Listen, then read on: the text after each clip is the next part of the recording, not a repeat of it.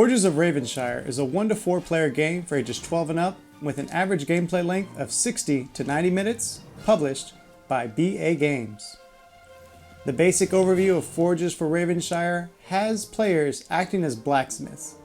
The game plays over 4 rounds where players will take turns placing and collecting one of their dice each turn. They will do this for each one of their 3 starting dice and are free to collect any die on the main board provided they did not just place it, and using those collected dice to run through the guild tiles on their player boards in order to collect materials during the harvesting phase.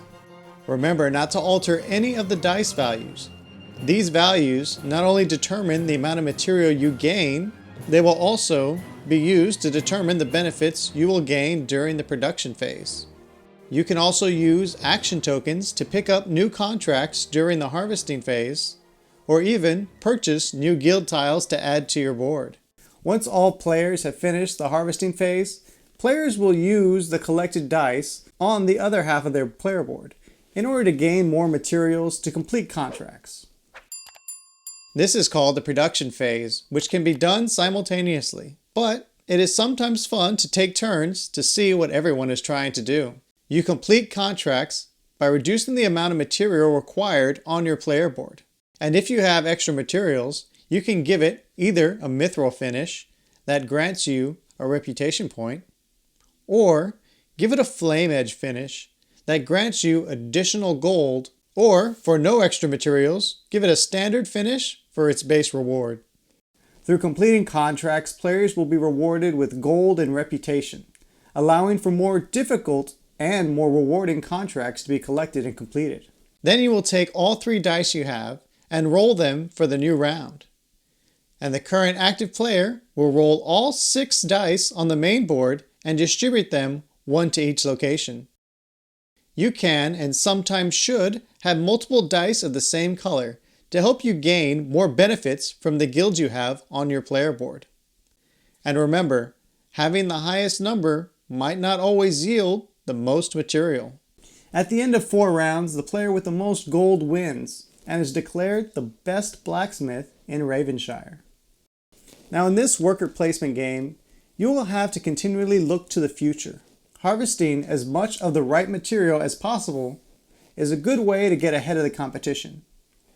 But having the material alone will not win you the game. Increasing your reputation will give you access to better contracts that pay more money, and sometimes give you more reputation.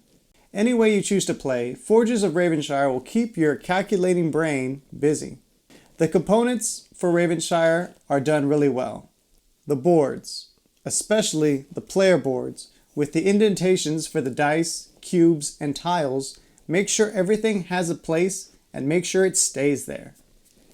I do wish there was a little more to the dice, but since they are constantly changing where they are on the board, it makes sense to make them pretty generic in order to prevent any confusion, especially since the color matters for when you run them through your guild halls on your player board.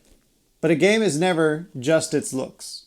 It has to play well and be accessible, and the Forges of Ravenshire seems like a lot when you pull it out of the box.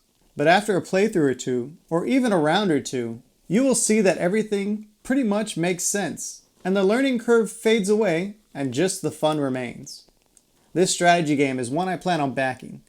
Given from what I've played so far, I'm pretty sure I will not be disappointed. Currently, not boring, so keep an eye out for the Forges of Ravenshire campaign, which I will link below.